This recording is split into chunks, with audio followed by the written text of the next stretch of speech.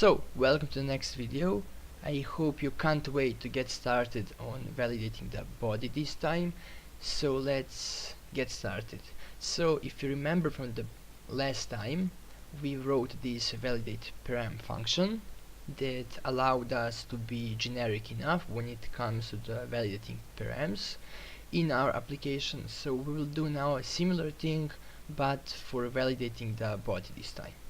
So let's jump into it. So that function, let's call it validate body. Let's keep the same naming conventions and let's start. So first of all, the reason why we had name as a second parameter over here is because, like I explained to you, we could have multiple params in our route and then we needed to validate multiple of them, but when it comes to body there is really only going to be one at a time. So this time over here we will just have a parameter called schema, like this.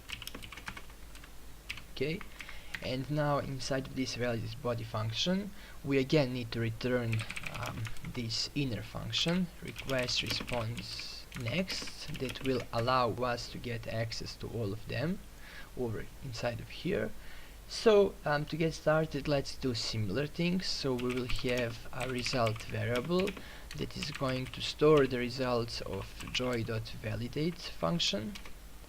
This validate function this time will receive the request.body, so request.body, and that it will compare it against the schema that we specify over here. Okay, now similarly we are going to check result for any errors, and if there are any we are going to again return with the response with a status of 400 and the JSON that contains the error message, like this. So like same like we did above. Then in our else we are going to check whether the request.value already exists. If not, we are going to create one. Okay, then we are going to check if request.value and then the sub-object body is defined, and if not we are going to define one and initialize it as an empty object. And at the end we're going to append to our sub-object value, sub-object body, we're going to append the value that is stored in our result variable over here. And then we need to call next here, don't forget that, otherwise it will get stuck in this part but won't go to the actual function. So to actually test this we also need to create a new schema. So looking at this file over here, the first time that we will need to actually send a body to our controller is this route over here. So we are going to need to define a schema for our user when we are creating one. So let's go back to our route helpers and actually let's create user schema. Okay, I'll open our user model side by side so we can reference what needs to be done inside of here. So our user schema will have the fields first name, last name and email. The cars field is not something user will explicitly send to our server, but instead it is going to be wired up in our server backend, so we don't need to worry about that. But I also made a quick mistake. I can't really make it just a simple JSON object, but instead I need this construct joy object keys, and then inside of this keys function we provide an object. So okay, so let's start. So we will have a property called first name, and that should be string and should be required. So joy.string.required. Next we will have last name, it will be the same thing, so joy.string.required, and last but not least we will have an email field that is actually string but is actually email. Luckily enough for us, Joy actually provides a function called email that checks whether the current string is a valid email. So we're going to call Joy and then string and then email and then required, and I forgot to make it like that. Okay, so now we don't need this anymore, and I'll open this because I'm used to it and it allows me to quickly navigate around. So let's go back to our users route file, and right here we want to call the validate body function, but we also need to pull it from this file first of all, validate body like this. And then inside of this validate body we need to provide schema. So schema is inside schemas, and there we have user schema. Okay, so now let's give it a quick spin. So I'll open a Postman, make sure it's running. Okay, I'll open a Postman and I'll create a new user. So on the route/users I'm going to post JSON. So we will have first name, then something, last name, then something, and email, and then something. So first name, let's put Frank Smith, franks@gmail.com, and let's test it. So everything worked, but of course it worked because I didn't actually use this validate body inside of our controller actually. So let's find this function. So this new user is actually this one, and we are interested in this one. So we don't want to simply use the not validated request.body value anymore, but instead we want to use a value, actually object, that is stored inside of the request.value. If you remember from here, request.value.body. So let's simply console log request.value to see what's inside, like this. And let me repeat this action once again. I'll actually attach this, make it always stay on top.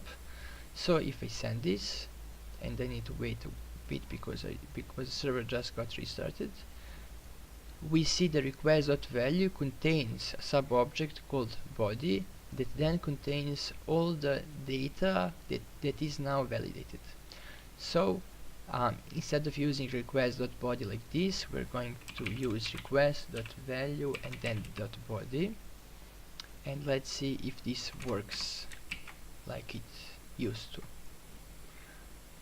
So over here, if I send it once again, as you can see, it worked. And let's make sure that we see this Frank. Okay, we see it. No, wait. Okay, so we see multiple Franks because we send it multiple times. So that works. So let's try something that shouldn't work. Let's go here and let's not provide the first name. And let's send it. And as you can see, we get validation error. We respond back with 400, and it never actually touched our code over here. So let's now basically apply this to every single function over here.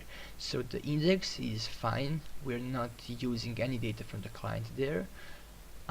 Let me make something like this, validation done, so we can keep track of where we are at any given point in time. So new user, validation done, we just did it.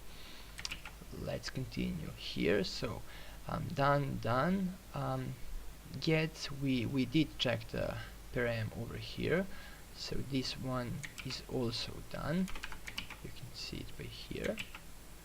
Okay, next we have this put that will need to both validate the param over here and the body as well.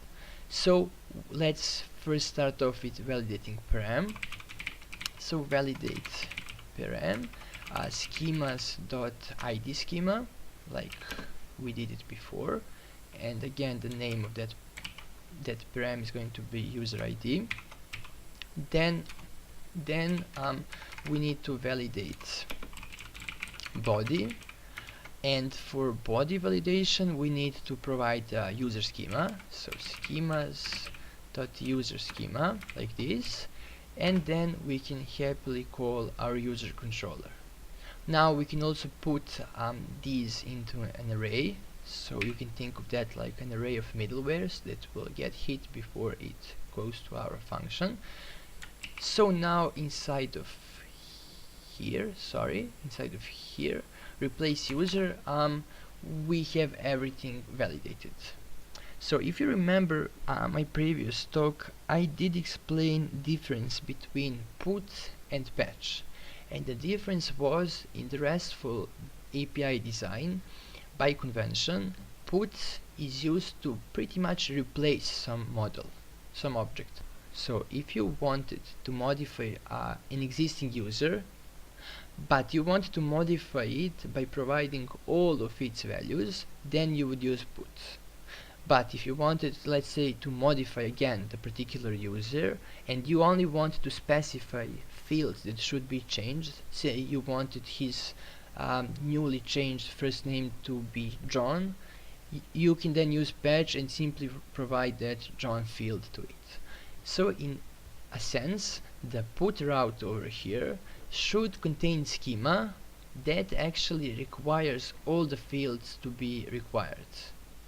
That sounded funny. But patch over here should have a schema that allows any of these fields to be optional, because like we could provide just an email change or just a first name change. So that's a big thing that I wasn't really able to explain it previously. Now it will make more sense because you will actually see what we're doing. So let's provide another schema that will be used for our patch method. So this can be reused for both the post and puts, but we need one for patch. So let's call it something like user schema, and then I'll call it like optional. Maybe it will sound a bit better if I put it like this. So user optional schema, it will be really similar. So joy object keys, and then inside of here let me actually just copy and paste all of this. But now everything should be optional, so I'm going to remove .required. Okay, so now whenever we use this schema, everything should be provided. Whenever we use this schema, any permutation of fields that you provide will be good. So back here, let's actually make sure that put actually works. So inside of our replace user, let me copy this and make it padding because we need to do that. So user ID can be grabbed from the request.value.params like we did up above. So request.value.params like that, and new user can be grabbed from request.value.body this time, like we did here, and then it should be good to go. So let's test it. So let me open this Frank guy. Okay, let's say the last Frank, if I can get it. I can. Okay, so we want to modify this person, and we want to use put, and then we want to send let's say we want to change his first name to be Frank 2, for example, and let's send it. Okay, that worked. And now if I get this particular user once again, you can see that his first name is now Frank 2. But let's actually try to use what we would use in a patch inside of our put. So let's say we just want to change his first name to Frank 3 this time. I send and I get error because we're missing additional fields, and if I check the Frank once again, you can see that it didn't change this time. So that's exactly how we want our put to behave. So validation done. Now let's do similar but different thing for our patch. So we will have again a validate param, and it will validate against the ID schema a param called user ID, like this.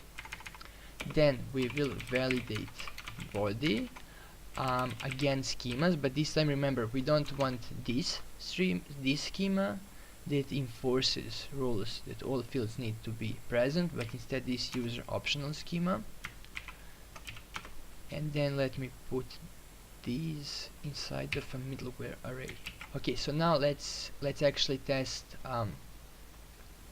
Let's first of all let's actually implement it, and then we will test it.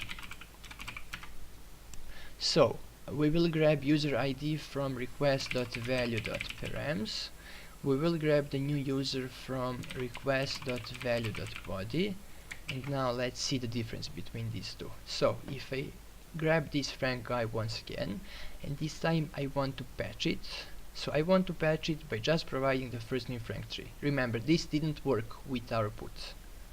If I send this, however, it says that it was successful, and if I grab him once again, you'll see that his first name changed. So this is like perfect explanation of the difference between put and patch, and kinda also why it was a bit hard for me to explain them up front if you weren't familiar with them previously.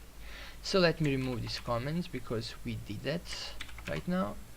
Okay, so moving on, both of these routes are done, and now we have this route over here.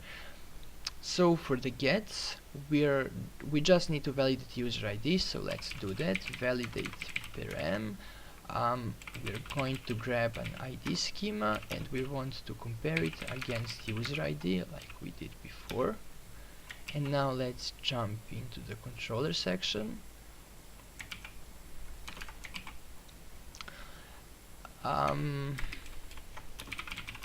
So we need to grab the user ID from, once again, request.value.params, and actually that's it. So I didn't even need to write this.